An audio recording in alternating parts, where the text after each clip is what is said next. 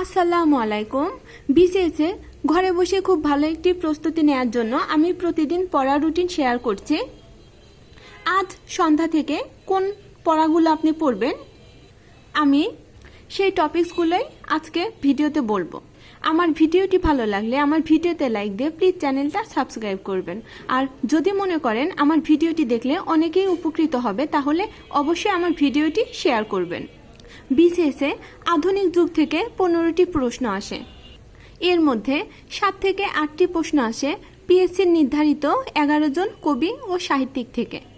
11 জন কবি সাহিত্যিক হলেন রবীন্দ্রনাথ ঠাকুর, কাজী নজরুল ইসলাম, মাইকেল মধুসূদন দত্ত, জসিমউদ্দিন, ফরুক আহমদ, বেগম রোকেয়া, ঈশ্বরচন্দ্র বিদ্যাসাগর, বঙ্কিমচন্দ্র চট্টোপাধ্যায়, মীর মোশাররফ হোসেন, দীনবন্ধু মিত্র এবং কায়কোবাদ।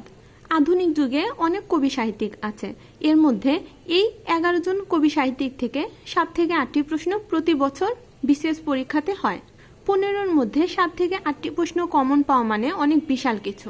এর জন্য এই 11 জন কবি সাহিত্যিকদের খুব ভালোভাবে পড়বেন। আর যারা বিসিএস প্রস্তুতিতে একদমই নতুন অথবা চাকরির প্রস্তুতি নিতে যাচ্ছেন তাদের জন্য বলছি, বাংলা সাহিত্যে অনেক কবি সাহিত্যিক আছে। সবার জন্ম মৃত্যু সাল কিন্তু মনে রাখা সম্ভব না, আর সবার জন্ম মৃত্যু সাল পরীক্ষাতে আসেও না। বেশিরভাগ ক্ষেত্রে এই 11 জন কবি সাহিত্যিকদের জন্ম এবং মৃত্যু সাল আসে।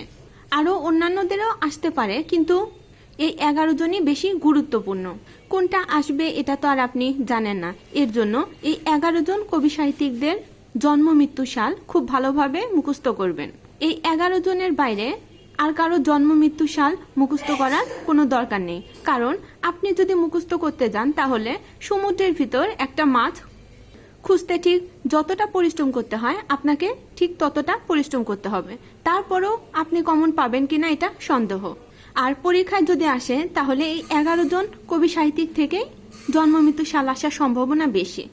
আপনি অন্যান্য কবি সাহিত্যিকদের জন্ম মৃত্যু সাল মুখস্থ করতে পারেন, এটা আপনার ইচ্ছা, কিন্তু আমি সাজেস্ট করব আপনারা পিএসসির এই নির্ধারিত 11 জন কবি সাহিত্যিকদের জন্ম মৃত্যু সাল এবং এদের সম্পর্কে বিস্তারিত পড়বেন, যেন এদের সম্পর্কে যে কোনো প্রশ্ন আসলে আপনি শতভাগ উত্তর করতে পারেন। ইংরেজি অ্যাপ্রোপ্রিয়েট প্রিপোজিশন মুখস্থ করব। আমরা আগে যে মুখস্থ অংশটুকু পড়েছি এটা আমরা রিভাইজ করব। পাশাপাশি অঙ্ক, বাস্তব সংখ্যা এবং ভগ্নাংশ ও সরলীকরণ এই অধ্যায় 2টাও আমরা রিভাইজ করব। কারণ আপনি যতই পড়েন না কেন রিভাইজ না করলে আপনি পড়া মনে রাখতে পারবেন না। তাই পড়ার মাঝে মাঝে আপনাকে রিভাইজ করতে হবে। আমার এই ভিডিওটা 47তম বিসিএস থেকে যতদিন পিএসসি সিলেবাস না পাল্টাবে ততদিন এই ভিডিও অনুসারে পড়তে পারবেন। তাই আপনাদের যারা জুনিয়র আছে বিসিএস এর প্রস্তুতি নিতে চাচ্ছে অবশ্যই তাদেরকে এই ভিডিওটি শেয়ার করবেন এবং আমার ভিডিওটি ভালো লাগলে ভিডিওতে লাইক দিয়ে প্লিজ চ্যানেলটা সাবস্ক্রাইব করবেন। ভিডিওটি দেখার জন্য ধন্যবাদ। আল্লাহ হাফেজ।